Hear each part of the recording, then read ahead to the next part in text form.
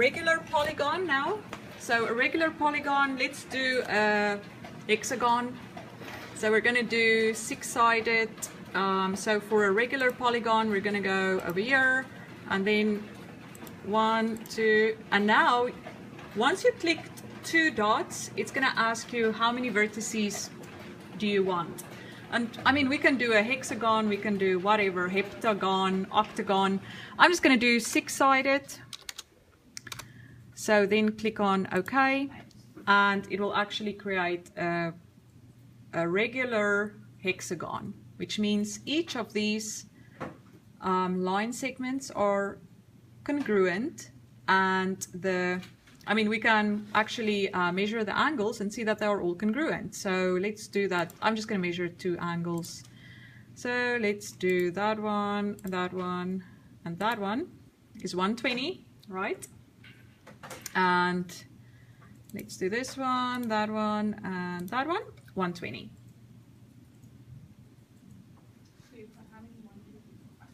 Yeah, I mean, you can make whatever you want to. Yeah, you don't have to follow exactly what I do.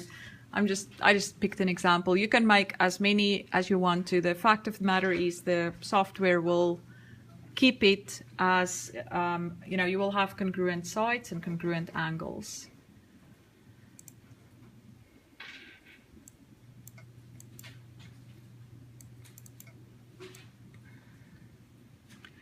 And you can see that even if you would dilate it, the angles would remain the same. The polygon will keep its properties. If you want to erase something without just hitting the dot to take it off, how do you erase the last step or something? You can delete it. Do you want to, you know, right click and delete? Or, yeah, or there. Oh, I got you. Yeah. How do you identify the angles again? Oh, okay. So let me. Thank you. Did you want to just create a regular polygon? Let's make an 8gon. Then for the angles, you click here on angle, yeah. And so then if you want the interior angle, make sure you go to the right. If you want the exterior angle, you will go anti-clockwise. Alrighty. Yeah.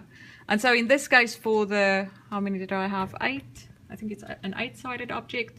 So the angles will all be, because I created a regular octagon, so the angles will all be 135 degrees.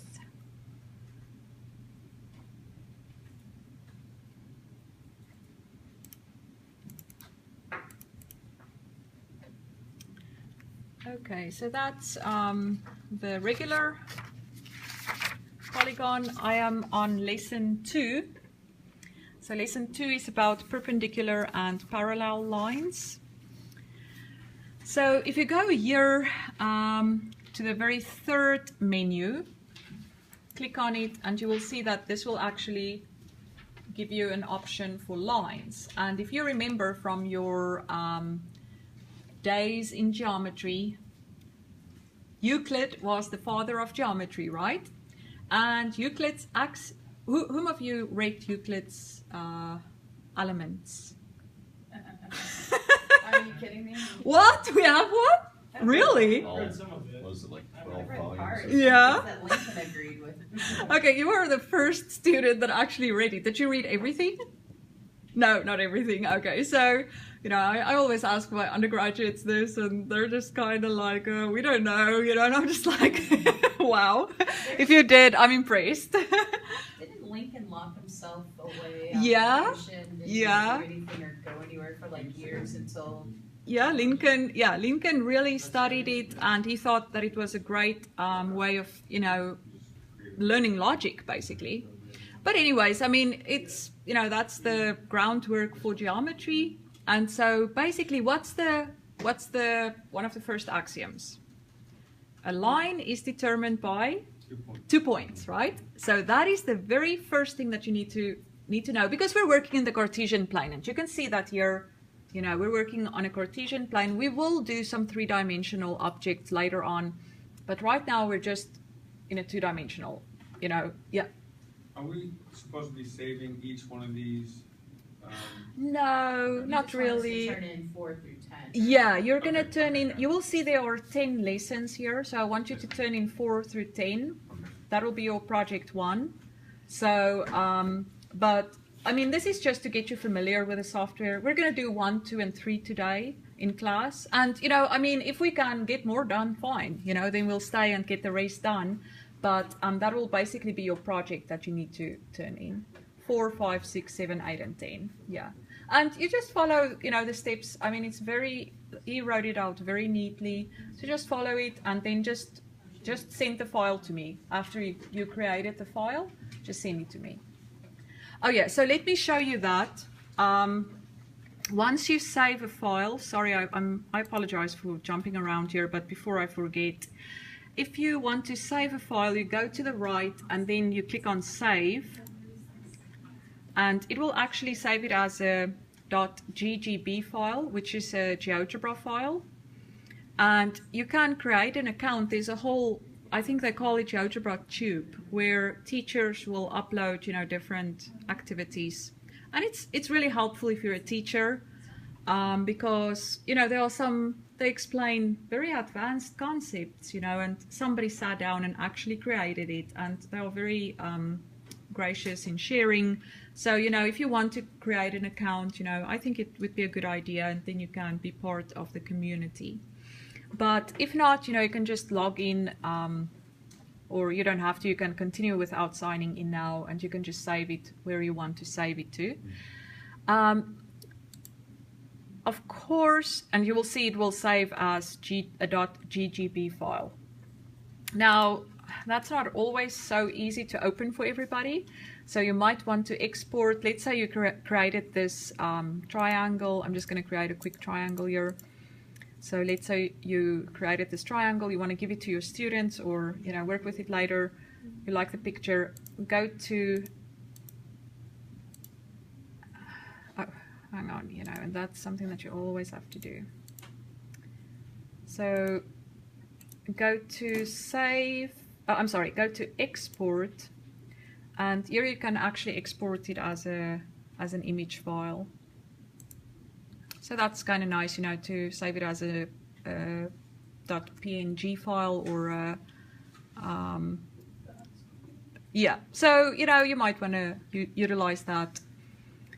But, and you can also share it.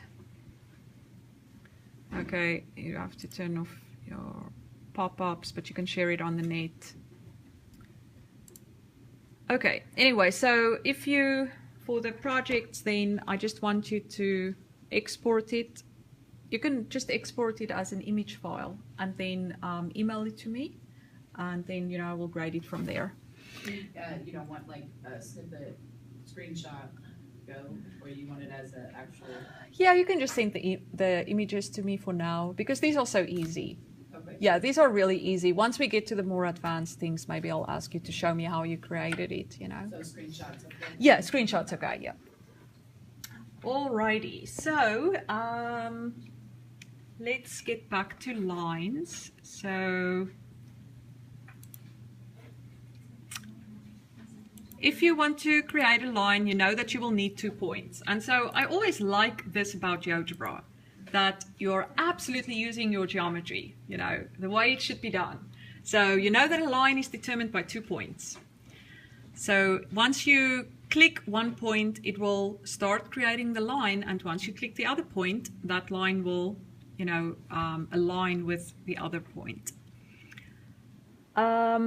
So we have one line, and then if we click on here, now we want to create a perpendicular line. So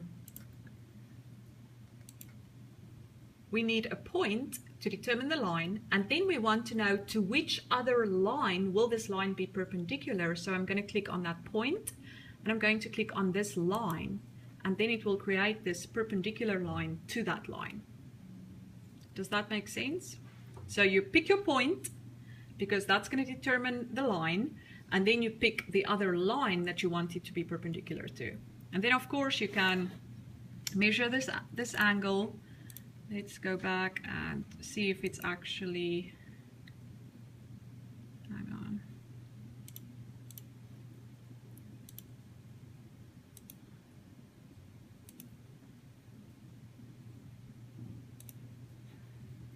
sorry, let's see.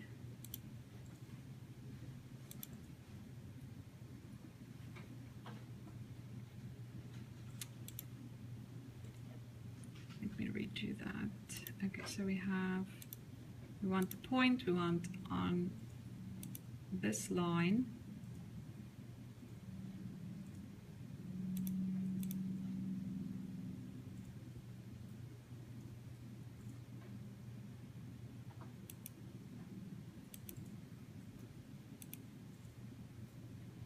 Can you guys measure the interior angle? Why isn't mine working? I click on the angle clockwise.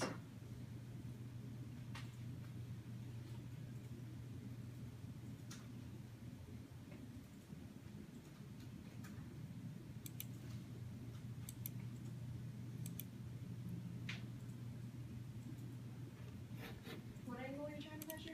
I'm just trying to measure one of these 90-degree angles. Go. So I have this line, right, that's perpendicular to this line. And so I'm just trying to see if it is in fact 90 degrees. So I click on angle. Say B, the center point, and then C.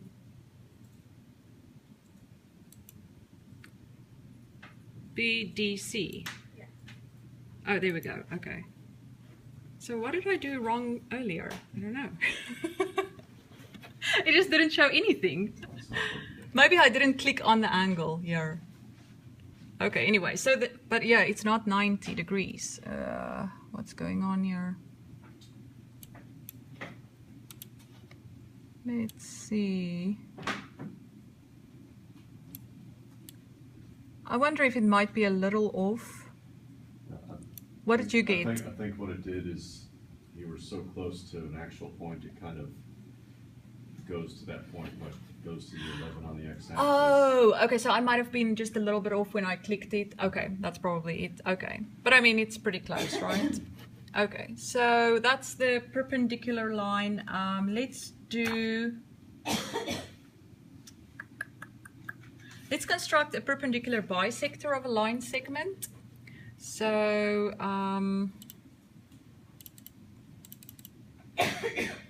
let's start with a line segment. So we're gonna just do a line here. We're gonna have 2 points. Oh, I'm sorry, no, we don't want a point, we want a line.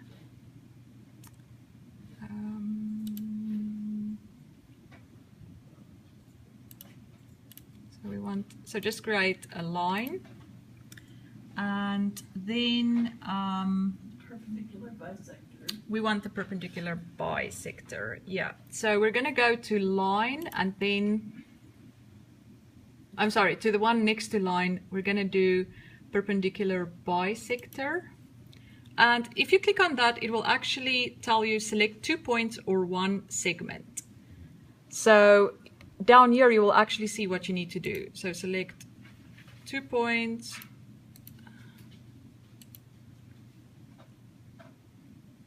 So I can click on those 2 points, and then it will create this perpendicular bisector of those 2 points. Okay, so sometimes that's helpful. Let's see, let's do the construct the bisector of an angle. So first we need to create the angle, right? So let's click on the segment between 2 points. And I think this is, let's see.